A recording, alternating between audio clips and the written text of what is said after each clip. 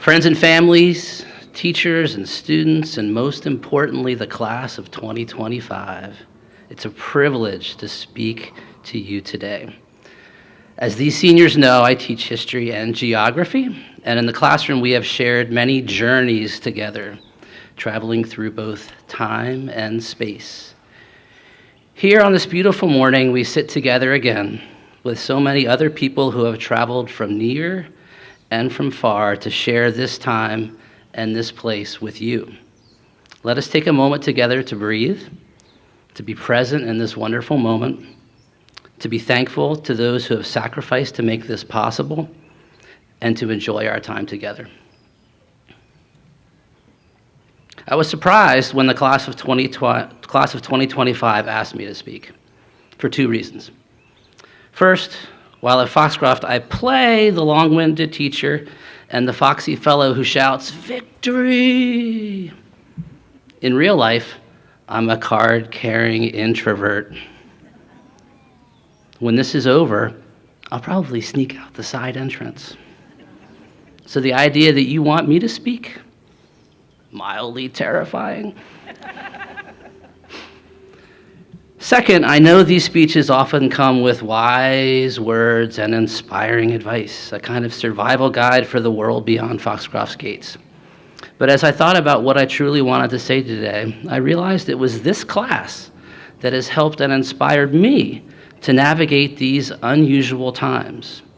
And so the unofficial title of my talk today is What I Learned from the Class of 2025. I'll share 4 pieces of wisdom these young women have taught me, and then conclude by sharing 2 final ideas that I've been thinking about. I want to start with a little context. Lately, I've been feeling a little uneasy. Maybe you have too. The 10 hottest years on record have all occurred since 2015. Artificial intelligence is driving potentially revolutionary change. Norms seem to be breaking down. Even a shared sense of truth feels elusive. Our collective reaction seems to be to retreat into technology, chasing those sweet dopamine hits from our phones. If things are not entirely falling apart and the center is still holding, I certainly feel a profound sense of uneasiness. This is what educational thinker Homa Tavangart calls a liminal moment, a threshold where old ways of understanding the world are fading, but new ones haven't fully emerged. So how do we continue to move forward in this uncertain, this liminal time? Here's what I learned from the class of 2025. First, build community. Create a culture where you support your peers and your peers support you. A special place where girls can all be queens every single day. This class has welcomed new girls every single year and helped them find their place. One thing that impressed me about these seniors is that they are aware that community is not a given, but is actively constructed every day by each individual.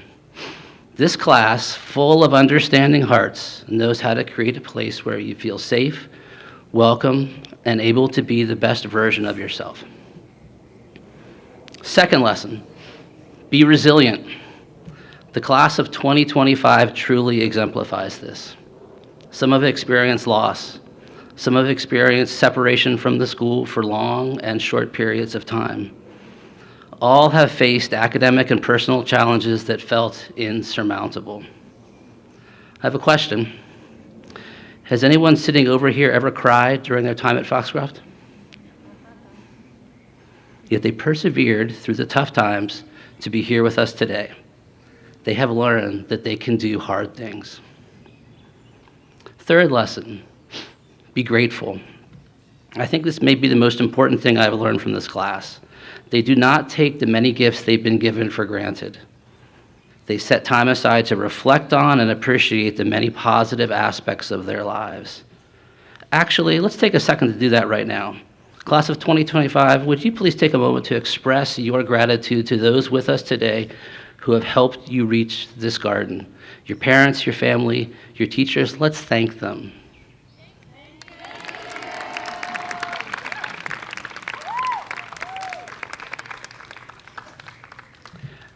This brings me to the fourth lesson from the class of 2025. Embrace joy.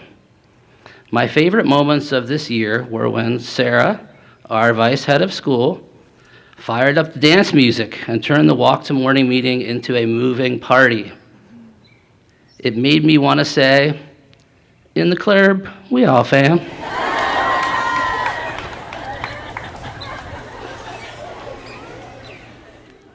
This is a class that knows how to have fun, and they made me laugh every single day. So I say thank you to the class of 2025 for helping me navigate through this time of uncertainty. Thank you for building community, showing resilience, expressing gratitude, and for letting an old guy share in your joy. These are effective antidotes for our liminal times. Now I want to share two more ideas that have become important to me. The first, be curious. To paraphrase New York Times writer Ezra Klein, the opposite of despair is not hope, it's curiosity. This class knows I can get very excited about this amazing world we share and how we get to experience it every day on our uncommonly beautiful campus. But it is absolutely true that the more you try to understand something, the more you realize its complexity and its beauty. Curiosity isn't just about knowledge. It sparks wonder, cultivates humility, and pushes back against despair by seeking connection and understanding. The second idea I want to share is a little trickier. Be a good ancestor. Being a good ancestor means considering how today's actions shape the future for our children, our grandchildren, and beyond. Someone who is thinking about being a good ancestor would consider how the decisions that she is making right now will change the narrative or change the arc of the world moving forward. Educational thinker Will Richardson has even shared the idea that in addition to a portrait of a graduate, schools should also create a portrait of an ancestor. What kind of ancestors do we want our students to become? What kind of legacy do we want them to leave behind? So as I've been thinking about what it means to be a good ancestor, I've been thinking about my own family. I have two quick stories that help me frame what a good ancestor might look like. The first is about my grandfather who lived in Parkersburg, West Virginia. He and my grandmother had 5 children. They sent 4 to boarding school and all to college. My Uncle Frank, who is the funny one, once teased my grandfather, "Dad, if you hadn't paid all those tuitions, you could have been rich. You could have been a millionaire." My grandfather didn't miss a beat. He said, "Frank, that's what the money's for." I love that line. It's simple but profound. He wasn't trying to accumulate wealth for its own sake. He was using it to invest in the future of his children.